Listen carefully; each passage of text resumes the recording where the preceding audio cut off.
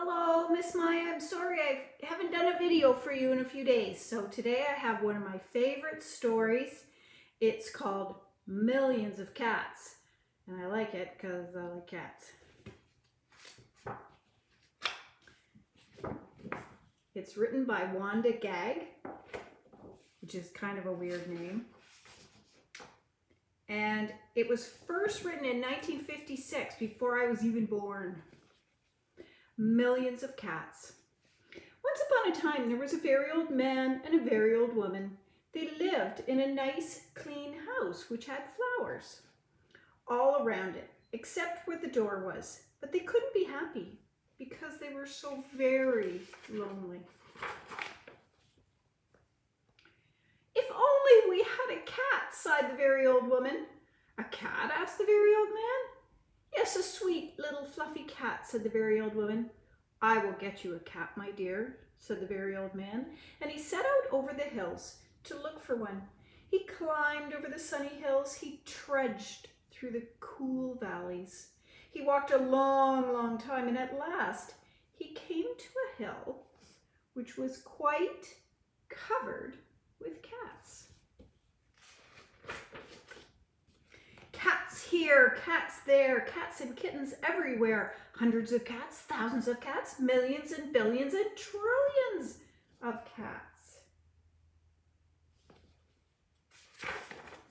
"Oh," cried the old man joyfully, "now I can choose the prettiest cat and take it home with me." So he chose one. It was white, but just as he was about to leave, he saw another one, all black and white, and it seemed just as pretty as the first one. So he took this one also. But then he saw a fuzzy gray kitten way over here, which was every bit as pretty as the others. So he took it too. And now he saw one way down in a corner, which he thought too lovely to leave. So he took this one too. And just then, over here, the very old man found a kitten which was black and very beautiful. It would be a shame to leave that one, thought the very old man, so he took it. And now over here he saw a cat with brown and yellow stripes like a baby tiger. "I simply must take it," cried the very old man, and he did. So it happened that every time the very old man looked up, he saw another cat which was so pretty he could not bear to leave it. And before he knew it, he had chosen them all.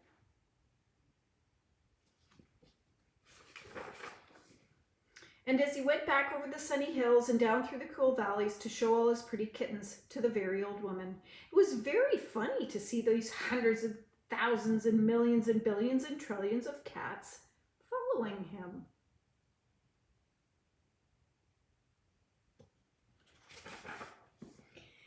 They came to a pond. "Meow, meow, we're thirsty," cried the hundreds of cats, thousands of cats, millions and billions and trillions of cats. "Well, here is a great deal of water," said the very old man. Each cat took a sip, and the pond was gone.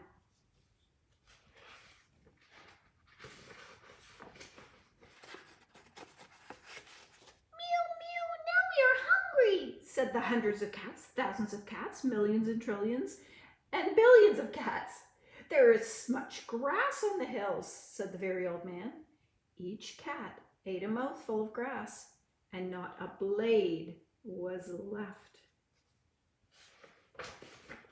Pretty soon the very old woman saw him coming. "My dear," she cried, "what are you doing? I asked for one little cat, and what do I see? Cats here, cats there, cats and kittens everywhere. Hundreds of cats, thousands of cats, millions and billions and trillions of cats."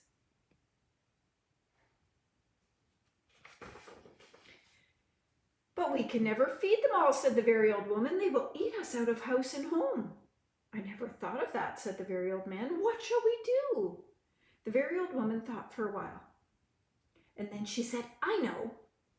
We will let the cats decide which one we should keep." "Oh yes," said the very old man, and he called to the cats, "Which one of you is the prettiest?" I am.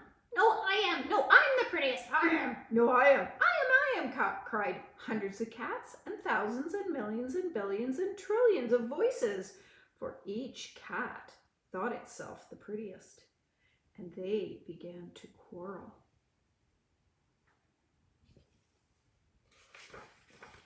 They bit and scratched and clawed each other and made such great noise that the very old man and the very old woman ran into the house as fast as they could. They did not like such quarreling.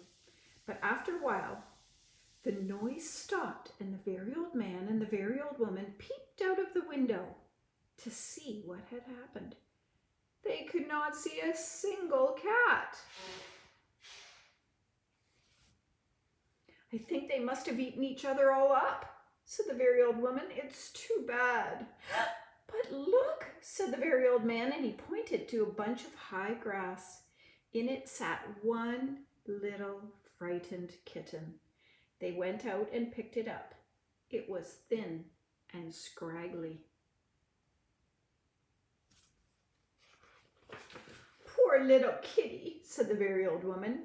Dear little kitty, said the very old man, how does it happen that you were not eaten up with all those hundreds and thousands and millions and billions and trillions of cats? Oh, I'm just a very homely little cat, said the kitten. So when you asked who was the prettiest, I didn't say anything, so nobody bothered about me. They took the kitten into the house, where the very old woman gave it a warm bath and brushed its fur until it was soft and shiny. Every day they gave it plenty of milk, and soon it grew nice and plump. And it is a very pretty cat after all, said the old woman. Why, it is the most beautiful cat in the whole world, said the very old man.